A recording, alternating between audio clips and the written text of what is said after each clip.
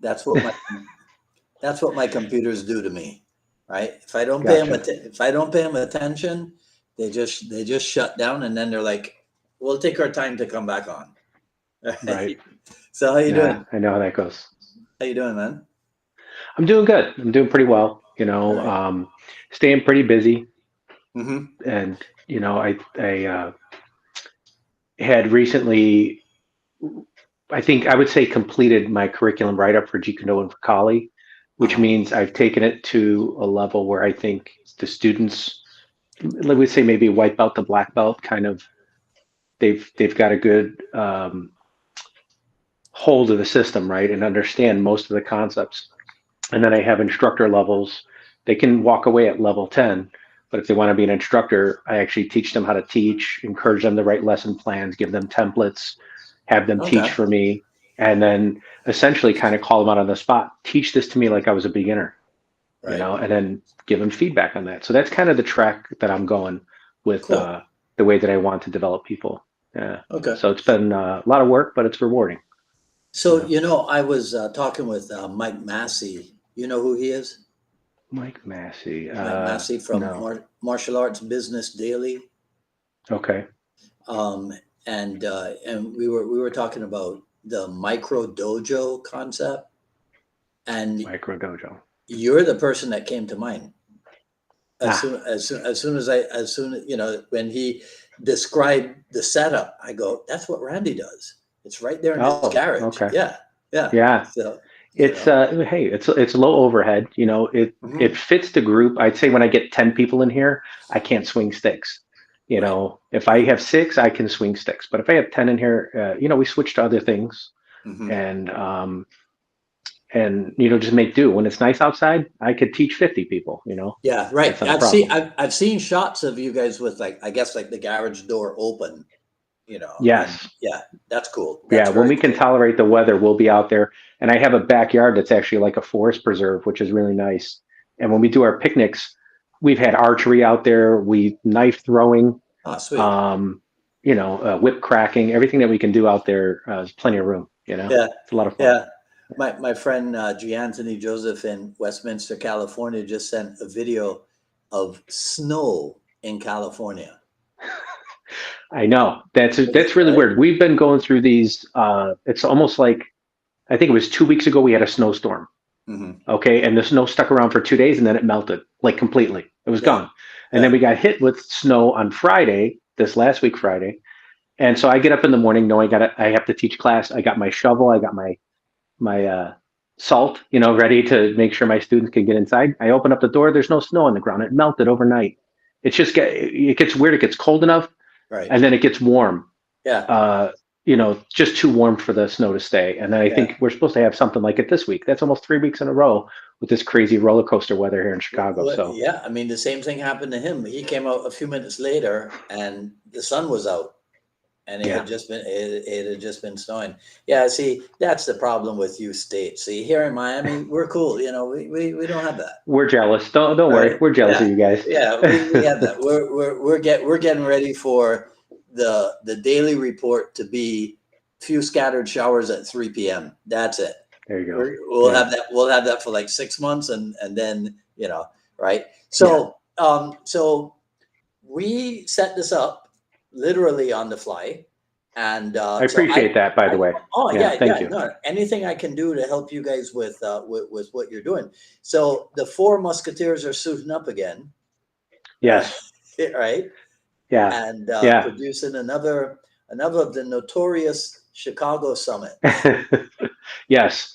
So this will be the fourth one that we've done. We've had two Jeet Kune Do summits, one Kali summit we did a year ago, and now we're doing our second Kali summit.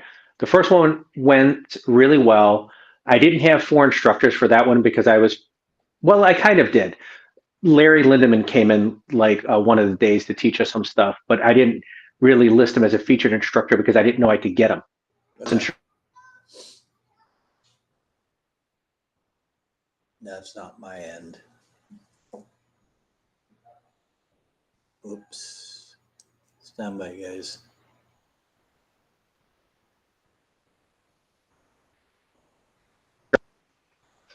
Okay. Okay. Sorry, a call came in. A call just came in, and I'm like, I just put it to voicemail. Okay. Sorry about that. Anyway, so Larry Lindemann has been a really great addition to what we've been doing, and if I can get him to come to our events, Hmm. it just worked out. It was like a last minute thing. I really didn't think I could get him. I'll be honest. And you know his history. I believe you've interviewed him in the past, Yeah. Yeah. uh, and it's so great. His energy's great. And then it was the time that I hired him for the last Kali Summit. He, when I paid him, he's like, I would have done this for free. And I go, well, can I have the envelope back?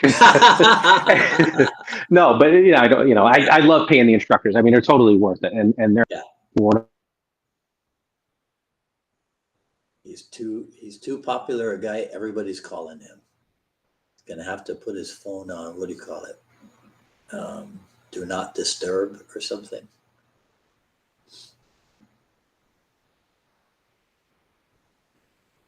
We'll sort this out. I wonder if I don't see anything showing that we are live streaming on the YouTube.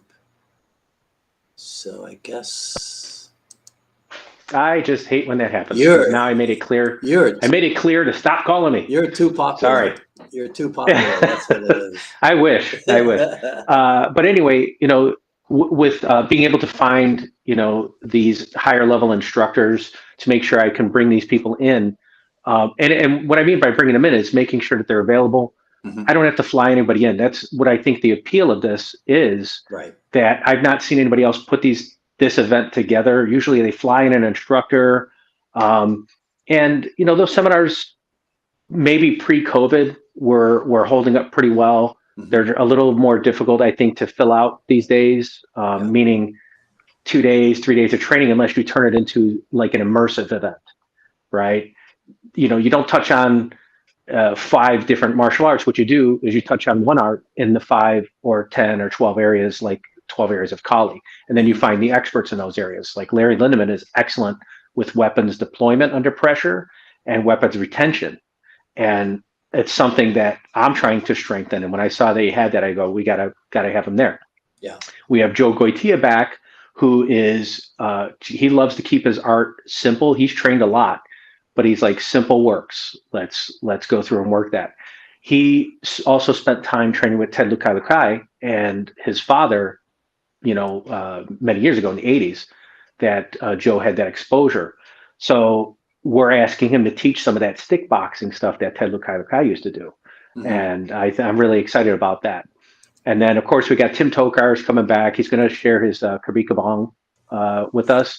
And I think that's always a good comparative analysis to kind of see how they do things. We get the drilling, and it's just, different from the way we swing our stick and swords in the Filipino martial arts.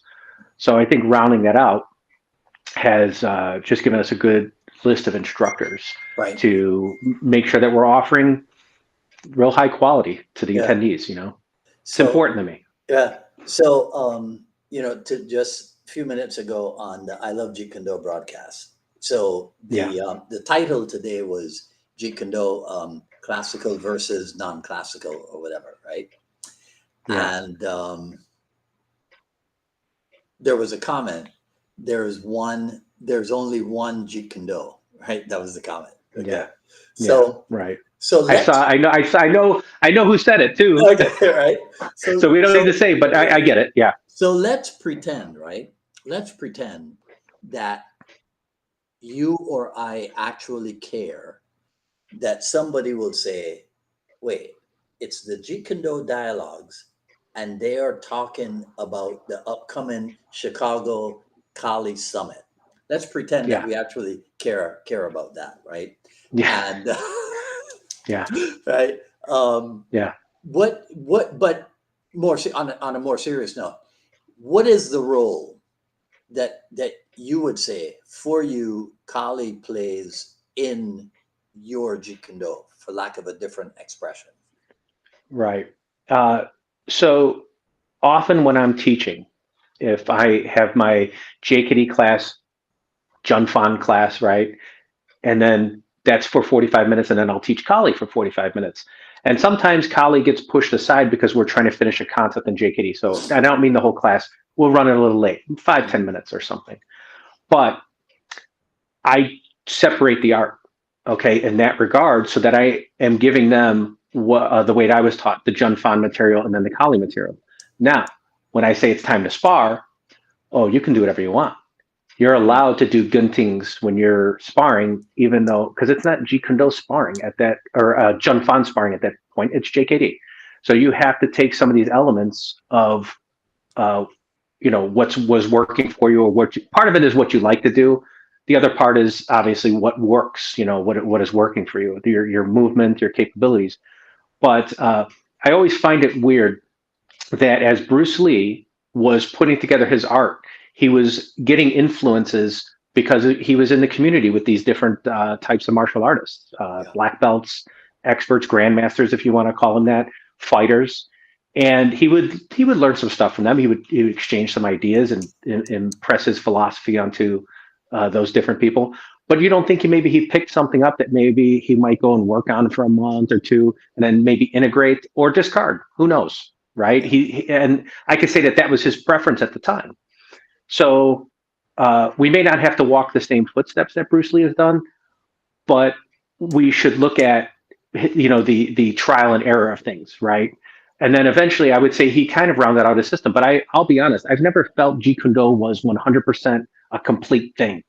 And I did go through a couple of different, iterations of learning what JKD was. For me, a young 19-year-old mind is not a wise one. Okay, so for me, I would say I had some closed-mindedness that I'm like, this is the best thing. Everything else sucks.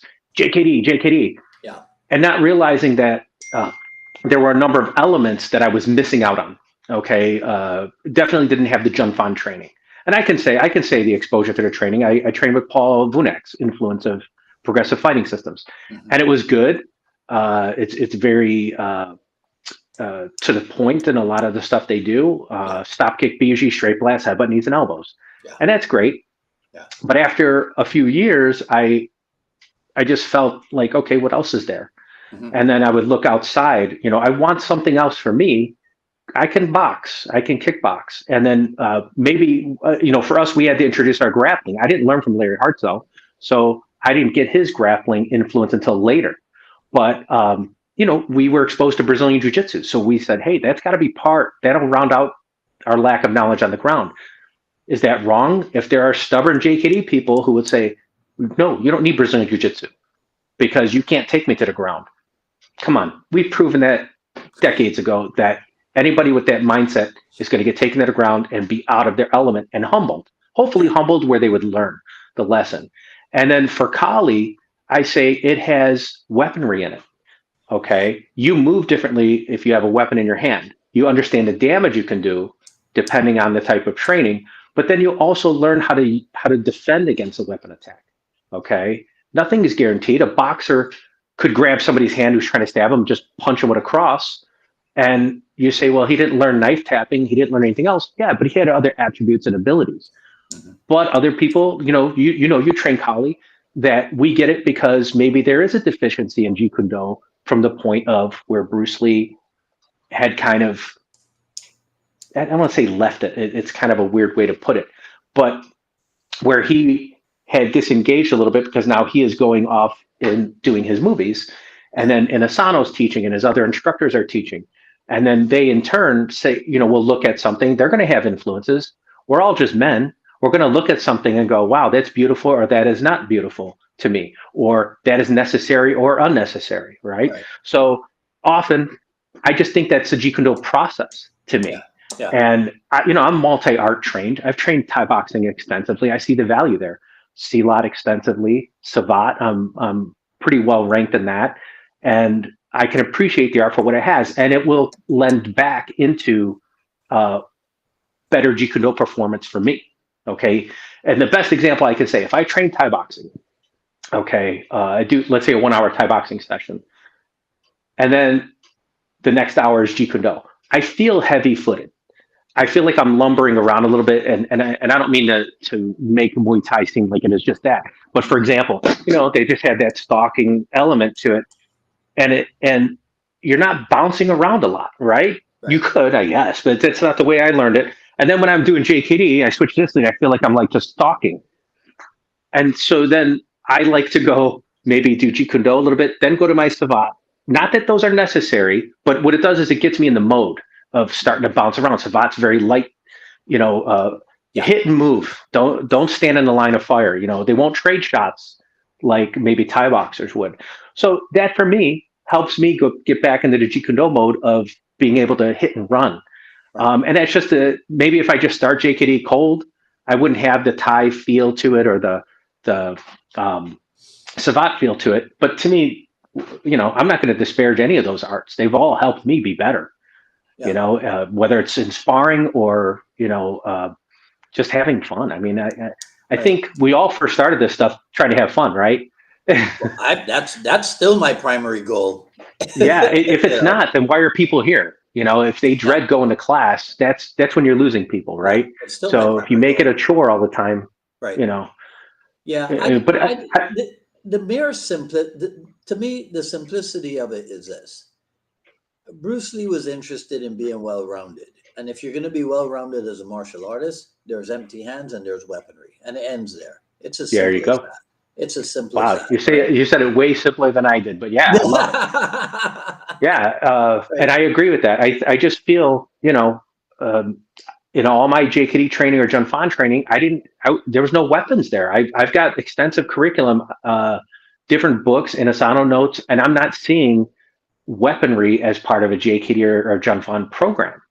You know, Yeah. if Bruce Lee picked up his weapons for his, for his own training or whatever, that was for him. But he didn't, wherever the curriculum evolved from, it just didn't have, okay, here's a knife. We're going to kick the knife out of your hand. Okay, how well does that work? That's like a Hollywood thing. Maybe it's there, but I didn't see it. But there's more to it. As you know, if you train Kali, how long you been training now? 40 years? This is my 40th year. Yeah. Well, congratulations, sir. Thank Keep you. it Yeah. going. I was I Yeah, that's was I awesome. was I was very thankful that Sifu Inasano accepted me at age 10. Wow, that's fantastic. I see what you Yeah. did there. Yeah. I was real glad. Yep. Yeah, there you go. How old am I? Yeah. Yeah, but so seeing what Kali has to offer, I say you can't ignore this. If you do, I think you're ending up closed-minded. And you heard of the Dunning-Kruger effect, right? You ever No, hear that? no. Okay. I mean, I recently learned about it. One of my students actually posted something a couple of years back about it. But essentially, what it is most people think they're better than they are, and we've heard this. Mhm. Guys who watch UFC and they think they can fight and take out the whole bar just Yeah, because yeah, yeah, they're yeah, like, "That's me." So a lot of people, there's like this curve of knowledge where they they think they're better than they are. But then on the flip side of it, there are people that are very good that don't think they're very good at all. Do you see? And it's kind of weird. So obviously there's a spectrum, but then you have that high point where a lot of people, if they think they're good, because nobody wants to be wrong, okay? And especially as you get older in life, we are becoming more stubborn. So if you didn't learn how to be open-minded up to a certain age, it's going to be harder. It's like teaching an old dog new tricks. They're just going to be stubborn, so that when new information comes in, they ignore it or they shy away from it. yeah, And I already know everything already. Don't tell me anything else. And that's a shame yeah. because the mindset of a Jeet Kune Do person should be open-minded, right? Where would Bruce Lee have been with the art if he had 5 more years, 10 more years, 20 more years? It could have looked completely different from what he was doing. There are people who will argue that he would have moved completely towards grappling. Maybe, I don't know. I Okay. when it comes to those hypotheticals, and Yeah. I said it just earlier today. I think you can make your argument, but where's your evidence for Yeah. that for the argument? So I accuse a lot of people of um, projecting presentism onto Bruce Lee. Yeah. So we lived on, and we were able to experience the Brazilian Jiu-Jitsu phenomenon. Yes. But Yes. we cannot impose that on Bruce Mhm. Lee because he didn't. Yeah. So I Right. say if you're going to analyze fantasize, hypothesize, whatever eyes about Bruce Lee. Do it based on what he did say, what he did write about. Yeah. But they seldom do that.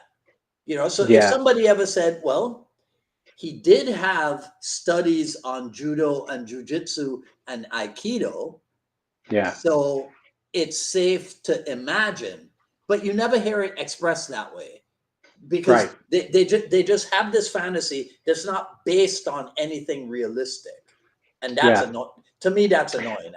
It is a sense of stubbornness. Yeah. That's unfortunate, but that's what I say. I go, they can believe that, but I don't have to subscribe to their point of view. Hmm. I can just say, oh, that's what you do. Okay, that's fine. Hmm. I'm doing this. Yeah. Yeah. I'm moving in this direction. You can stay there. That's if Yeah. that makes you happy, I suppose. I That's don't. fine. I But don't. I don't mind the different point of view as long as it's right. something that is based on intelligence. Well, there's that, but also don't impress that upon me to make me feel like I'm wrong. I Hmm. will have issue with anybody of any level who's telling me my JKD is wrong.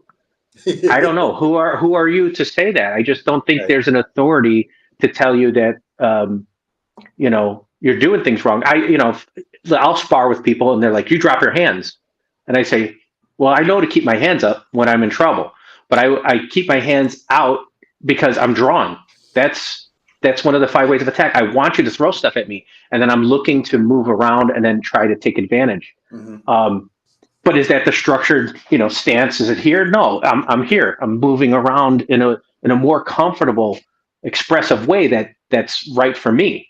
And Right. then there's times I get caught. If I'm sparring somebody pretty good, they catch me, and then guess what? My hands come right back up, and then I'm like, all right, now I'm dealing with somebody who can, you know, kind of bring it to me.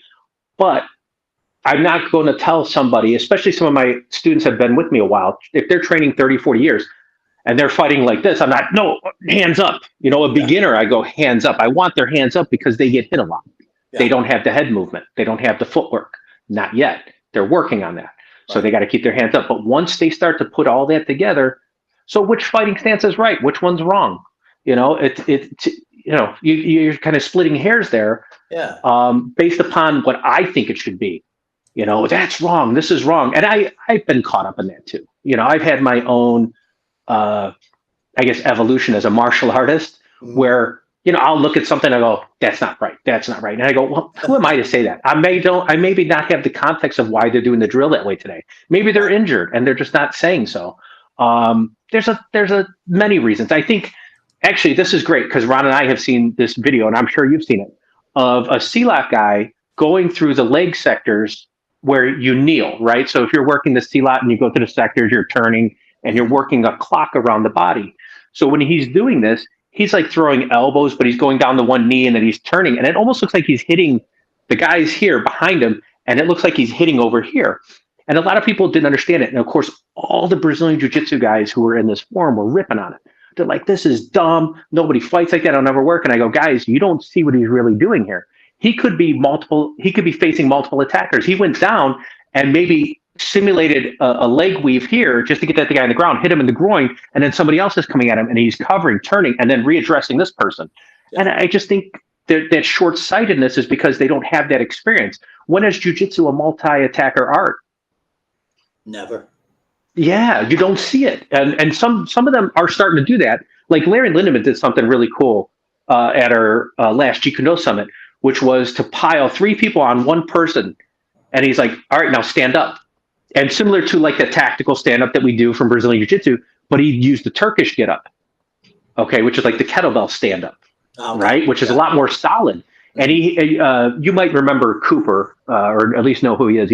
I train with him a lot. He's in a lot of the videos I do. Yeah. But he was the one that demoed this, and these guys are piling on him. And of course, it was a struggle. It's a fight. Three people laying on top of you, trying to pull your arms out from basing out and stuff like that. But it is a test. Put yourself in that situation, and then go, where can I find training to help me address that? So at least you're not getting owned. Is it held in Wing Chun?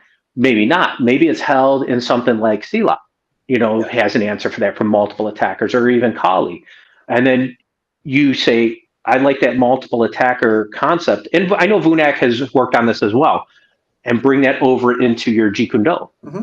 Because curriculum wise, certain instructors may not address that. I don't know. Maybe they don't believe Yeah. in it, and It that's fine for yeah. them. But don't impose that back on other people who are working on it and Right. say they're doing it wrong. That's stupid. This is stupid. You might not catch the context. And I had to learn that for myself. And I guess it comes with maybe sticking my own foot in my mouth, right? It's Yeah. possible. Yeah. And then you just learn to kind of say, okay, I know I don't know everything, and I have to try and be that humble because there are times we all, I know the answers, and then you're wrong. Right. Okay, you learn to Yeah. just maybe listen more than you talk. But that's what I think as far as if somebody's too fixed in their Jeet Kune Do thinking, I really don't think they're doing themselves any favors in personally developing their art.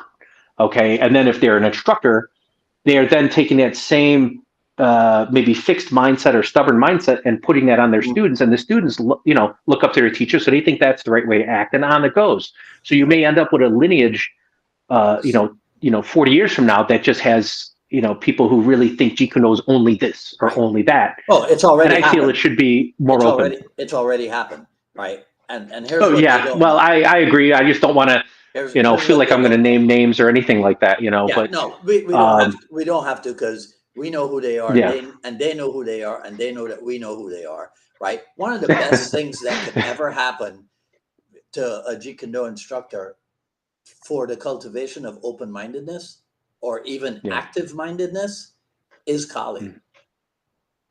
Yeah. It's one of the best things. Yeah. I mean, when you Yeah. I there's would say there's yeah, sorry, go ahead. no, there are so many things, right? Count wise, for example, 3 count here, 5 count there, and what have you, that I took the an idea in the Kali and put it into the empty hand portion of what I teach, right? I Yeah. personally, um, I hate having to ever use terms like JKD slash Kali, Kali slash JKD or whatever, right?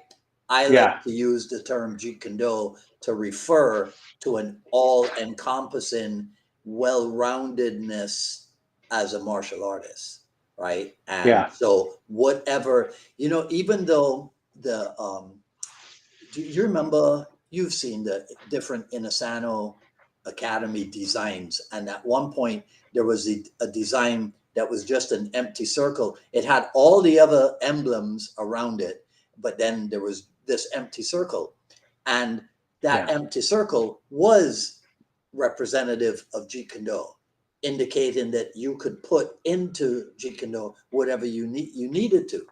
That to me is Yeah. it, right? So Yeah.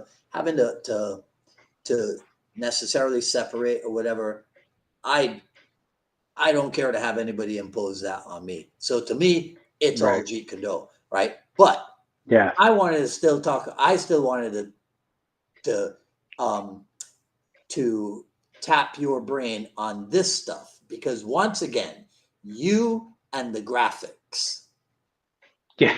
okay, Yeah. right? You and the graphics. Hold that thought for 1 second. I got to do one thing, just 10 seconds, and I'll be right back. Okay, because they always have the best graphics for these events in Chicago, and it's so annoying because I don't have any talent when it comes to this kind of thing.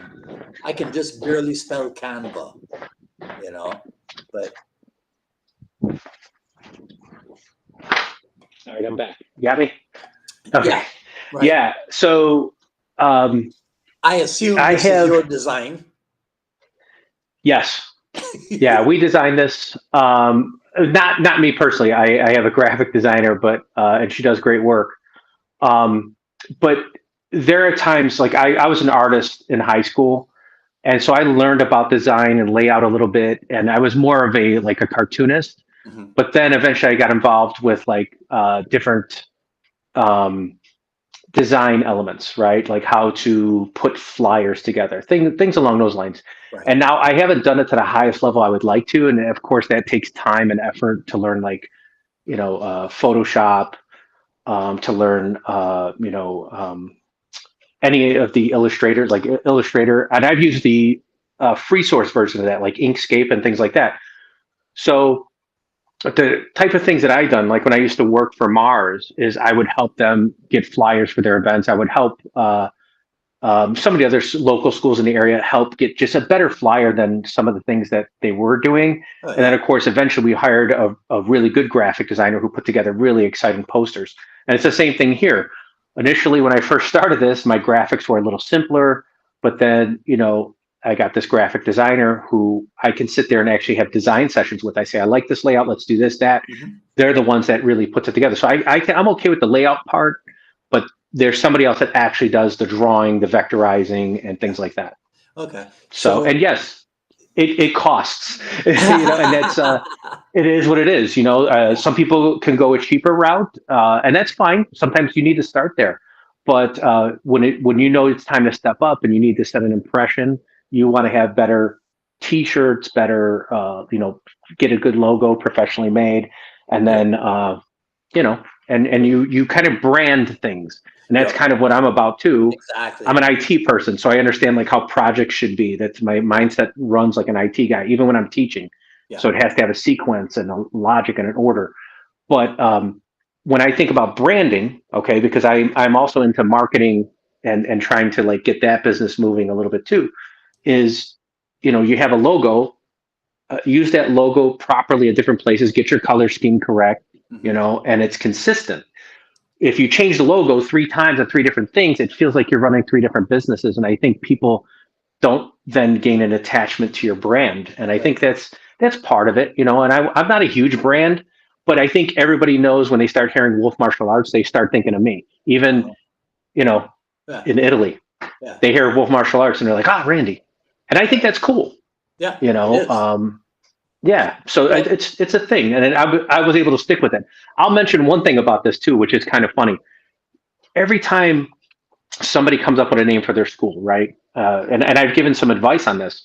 You have to have something meaningful. If you go off the cuff or just try to copy somebody else just because they're doing something, and this is not, again, to disparage anybody because everybody has their own process.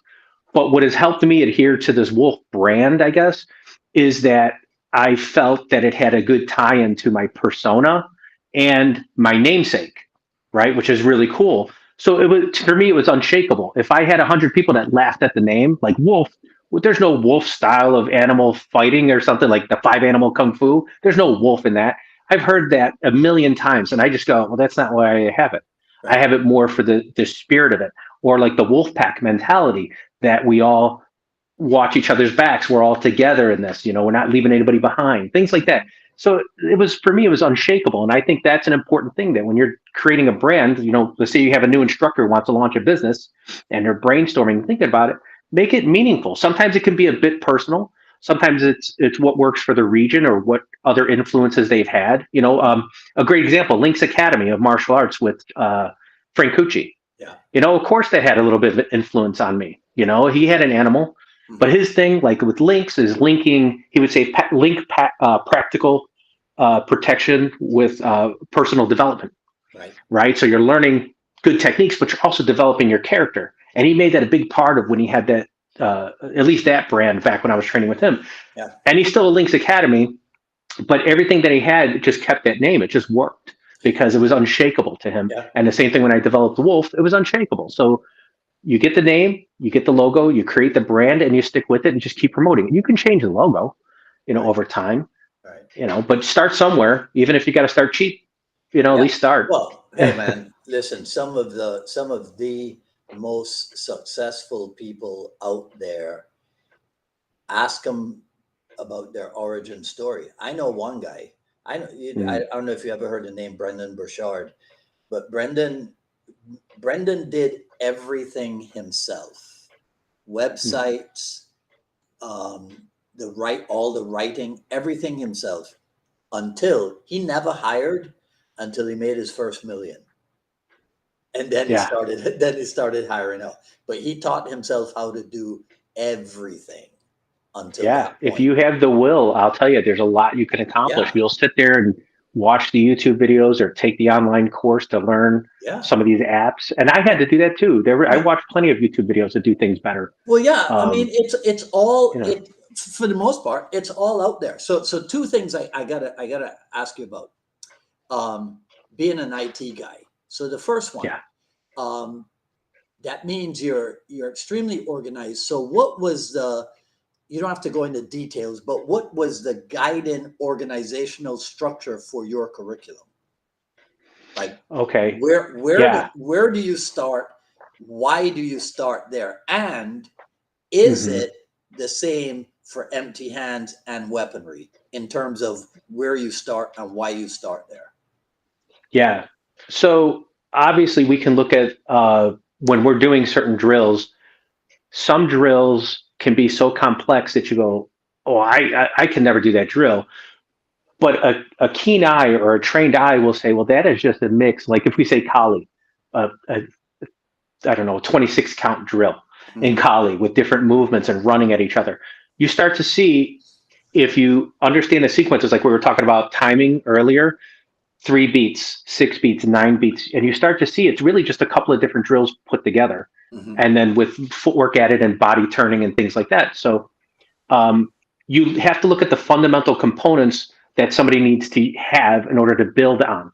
Okay, so obviously a fighting stance, obviously some basic footwork so they can have mobility, basic hand placement for your weapons, right? You know, they don't want their collie stick out here. Keep it in front of you. It's your shield, Mhm. right? Um, Knowing where to strike from so they're not drawing it way back and striking here. All these are fundamental parts to make the later on drills move better or work better for them. So when I write the curriculum, I think partly how I started. What did I learn first, or what is you know we're taking if we're talking about beats again, 10 beats. I say, well, I teach 2 beats to begin with. Then the next level they learn 2 more beats. Now they have 4, and then the Mhm. next level they learn 2 more beats. Now they have 6 until they get to that part where the 10 beats just work for them. Right. Okay, Yeah. 4 or 5 levels in, and that's the way that I saw it. So obviously I'm influenced quite a bit by my guru Ron Balicki. He actually has a great source material in his curriculum for Jun Fan, which was something I really sought him out for. I had 19 years of previous JKD training, but I didn't have the Jun Fan material, which I got from him, and his curriculum's outstanding there. And then I look at his Kali curriculum. I almost didn't want to train it. I was training a different Kali system at a time with a different instructor.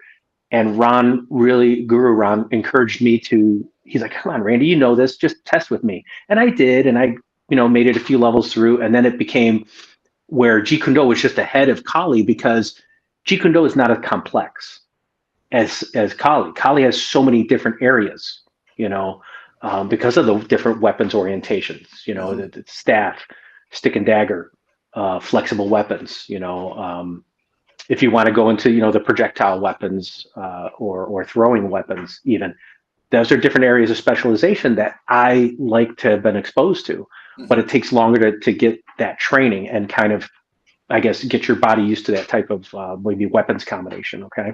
Mhm. So for me, it had to be balanced where like level one didn't have 1,000 techniques and level two has five. I know it's kind of, but I just didn't want it to feel like it was a lot Yeah. and then a little and then a lot and a little. I Yeah. wanted Yeah. it pretty consistent across the board. But I'll say this: I introduced more of the weapons complexities even at beginner one. They're learning staff at beginner one, or it's not even beginner one. I'm sorry, I teach level 1 through 10. So if you look at my curriculum, you're level 1, 2, 3, 4, 5, 6, 7, 8, 9, 10, and then there's an apprentice, an associate, and then a full instructor.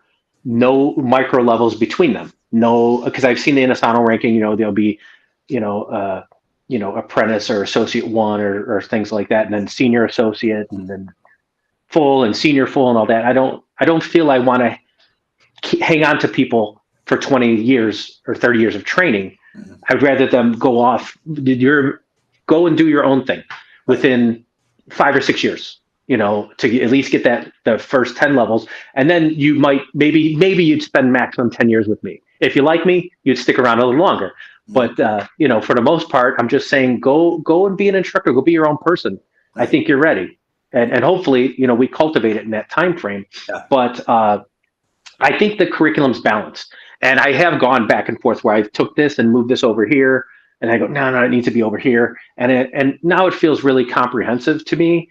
And I'm testing it now. My students are going through more rank testing that they've done. It's about every 6 months they have to get through a testing cycle.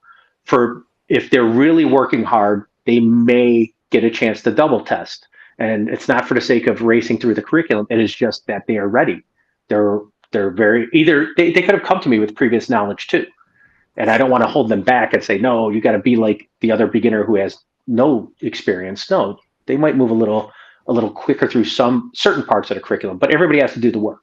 So I've been rank testing my students. We just did a rank test last week for Jeet Kune Do, 4 students testing level 1 JKD, and then they're doing Kali this weekend, the same 4 people.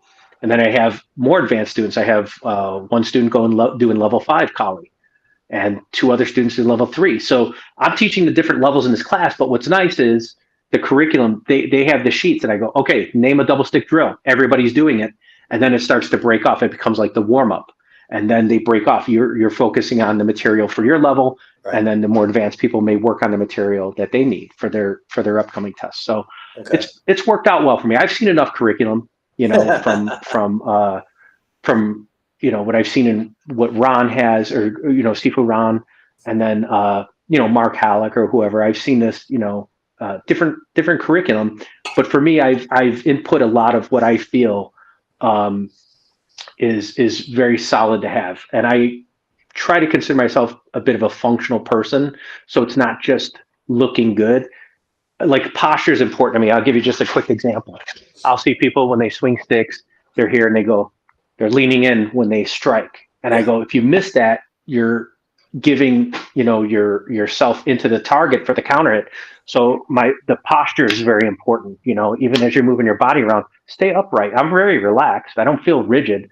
Maybe to the outside observer, it looks like I'm being very stiff, but all I'm doing is not swaying into my techniques. And I think it's the same when we kickbox. I correct a lot of people. I've worked with people who train 20 years, and they're like, yeah, I've got footwork, yeah, I've got movement. And then I'll say, okay, let's put that together though. And then all of a sudden it falls apart. And I say, because you did them separately for so long, you never really put those things together. Or I'll see them out of position. They're swaying a lot, or they do jab cross. They go 1, 2, and they're leaning on the cross, which means they're bringing themselves closer. If they miss that, they're presented as a hit, as opposed to staying back and then having Right. just a good body position. So I think that's like a big thing that for me is important, because I spar a lot. Not to brag, because I don't think it's I don't think it's anything to brag about, but I've fought a lot when I was growing up, more than before I got into martial arts. I was always in fights at school. Just I don't know, maybe it was my big mouth or something. I don't know. And I would just get into these fights. And then once I started learning martial arts, I didn't fight as much, because I think I felt it wasn't worth it, or maybe I would hurt the person too much. Mhm. And then I kind of almost put some de-escalation into it, but I spar a lot, and with weapons, or just kickboxing or whatever. And I want the functional side of what we do, and my students are required to spar as well. They have to spar everything. So at the end of their test, they have to staff spar, they have to stick spar. They're padded up. Right. I'm not looking for anybody to walk away with injuries, but I want them to appreciate this art for why it was developed in the first place, because it was used for function. Mhm. And because life is kind of easy, and we're more civilized, we don't fight that way with our neighbors, or with our people down the street or whatever. We're not doing that. But the art was developed because of that, because of territorial incursions and whatnot. And they proved many hundreds of years ago that this stuff worked. It works. Right. Yeah. Yeah, it works. Yeah. So Okay. yeah. Again, as an IT guy, Yeah. Chat GPT. Oh, yeah. Yeah. That's a cool subject. I actually was playing with that right around Christmas. Mhm. And I have a friend, actually, a good friend of mine, who is working a lot of the AI art component of it. Really? And he's really kind of done some fascinating things with it as he's learning it. And so I'll go 2 routes with that. So first, I'll talk about my experience. I'm fascinated by it. of course, I have a little bit of nervousness. I grew up watching Terminator, right? And you're just like, oh, where is going to be that point where you're handing off a little too much trust Yeah, into potentially a system yeah, that you didn't foresee its learning, that it would go, oh, by the way, it would be great to drop a nuke on you guys because you suck. Humans stink, and we're just going to wipe you out. I don't know. I hope not. I hope they put enough safeguards. I've seen enough memes out there where they say, like, they're going to hire people to pull the cord on these server farms, so you got to be ready for the signal. And I'm laughing. I go, yeah, that's probably a really important job once they get a little too smart for themselves. But there's definitely an evolution. So Chat GPT came out. They kind of just it's a whirlwind in the IT world where Google had to come up with something quick. Maybe they were already working on it. I don't right. doubt. Yeah, And then Microsoft. yeah. So it has a ton of potential for good and even more potential for bad. I don't doubt.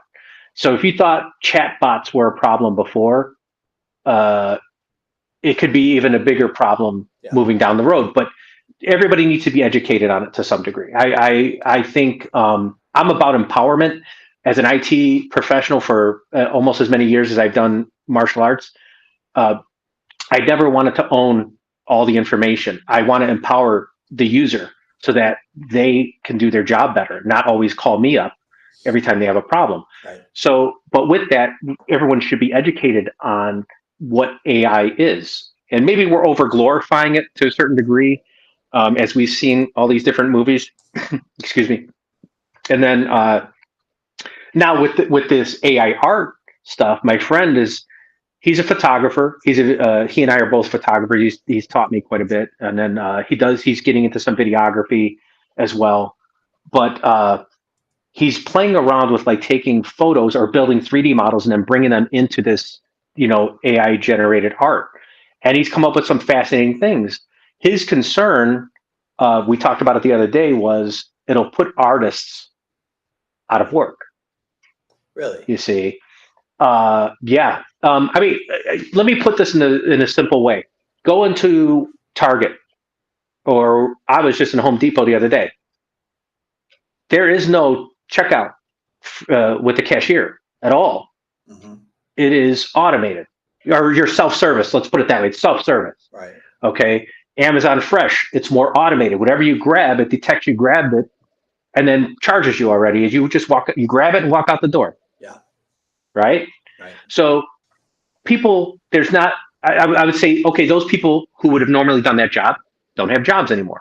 Okay, so now even my work, I'm a security analyst, so I'm reading through these logs, and my boss feels really good about me looking through the logs and I'm reporting to him saying, hey, our environment's good today.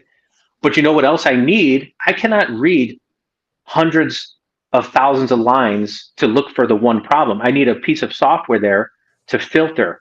Right. And maybe it is a smart app. I'm not going to say AI, but it's smart enough to look for anomalies for me.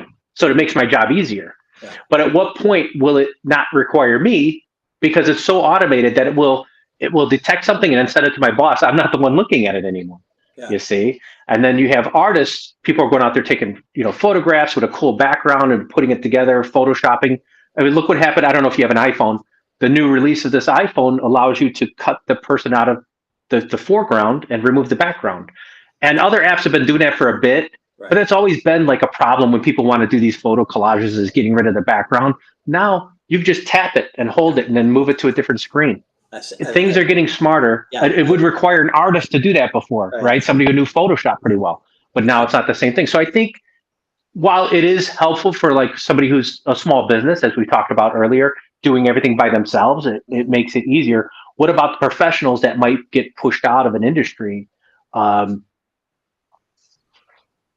know. I'm not to be a doom and gloom guy, but there's a lot of like huge companies that have let go at least 10% of their workforce in this past year through 2022. And it could happen again because of the economy. So I'm just saying, with AI, there's automation. Automation requires less workforce. Then you have more people not working. What are they going to do? Some people have told them to learn to go code. And you go, okay, not everybody has the mind for that. That's why we choose our professions, because you have either a like for it or you have the mindset for it. I'm not a programmer. Just because I'm in IT doesn't mean I know how to program. I can look at some code for simpler things like scripts and understand it and modify it and make it work for me. But I can't think about code compiling, building apps and things like that. It's not my brain. But then those same people can't do my job. They can't think like an engineer. They think like a programmer. Mm-hmm. Two different mindsets, even though we're both in IT. Yeah. You know, and so I can't go. Somebody tells me go program, Randy. You're in IT. How hard is that going to be? I've tried. And I just can't wrap my head around the code. I would not be able to see anything in the matrix. I can't make sense. It's just lines, just squiggly lines. I can't see anything. That's me. Yeah. But okay, there are people that do that. But if you get worked out of your industry, like this AI art, photographers may not be as needed, or graphic designers may not be as needed. And, so I mean, there's good and bad to it, right? Just like with anything else, it's new. Yeah. People could make use of it or they could abuse it. It is fascinating. And my friends in the copywriting industry, some of them are a little bit worried. The others have realized immediately that there's not necessarily anything to be afraid of. It's a tool, and it can become one of the tools in their toolbox, right? And I've tested it. I've tested it myself, and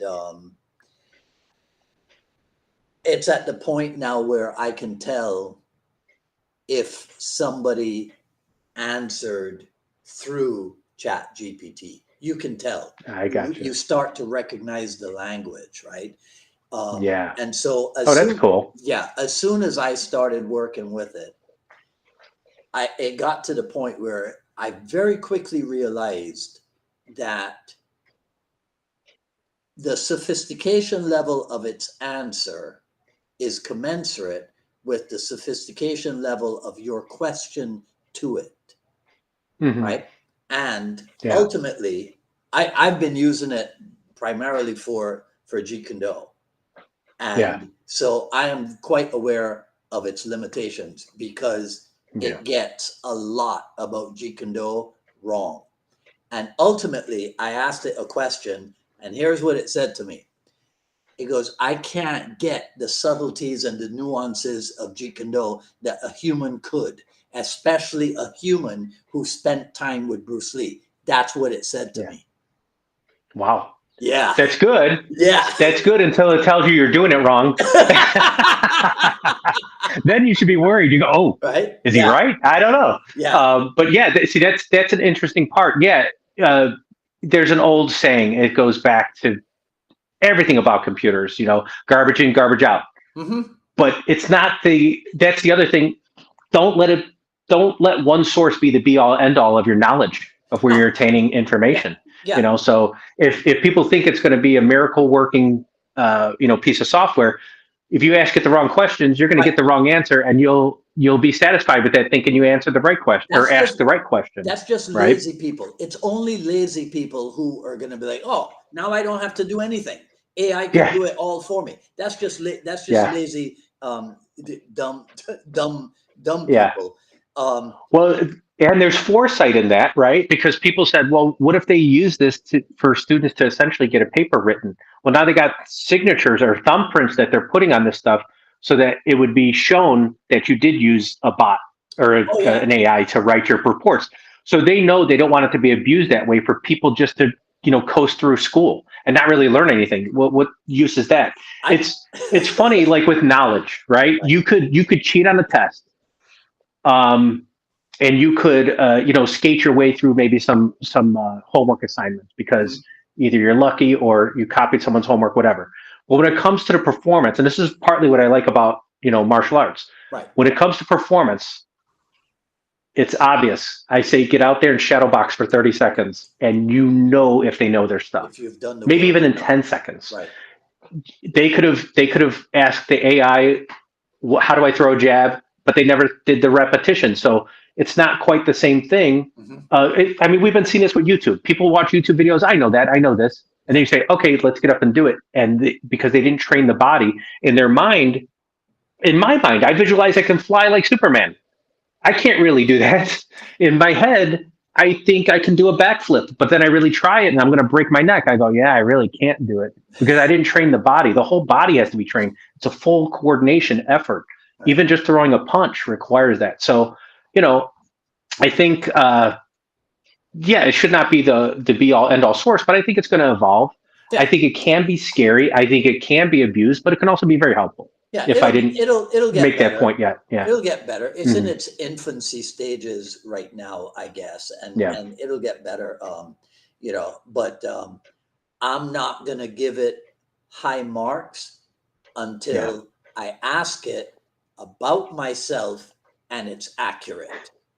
There is no Dwight Woods who trained with Bruce Lee until 1993 and then became a student of Dan Inosanto's. There is no such yeah. person. That's what Is it that said. what it reported back? That's what it said. Yes. Oh, yeah. I Okay. run Right. I run a school called the Rebel Academy in New York. Oh, yeah. Right? You're all But over, aren't you? yeah. So all that tells me is that my online presence is not it's not prolific enough Yeah. for AI to pull the accurate information. So I got work to do. Anyhow, let's Yeah. wrap this up. Tell people where Yes, to sir. go to get all Okay. the information they need on the Chicago Kali Summit. Okay. So my website is wolfmartialarts.net. Okay. If you go / C Kali S, that stands for Chicago Kali, and then S for Summit 2023. That's the URL. Okay. And we could probably post it after this, Yeah, I get the will. link there. There's registration options there for 1, 2, or 3 days. Okay.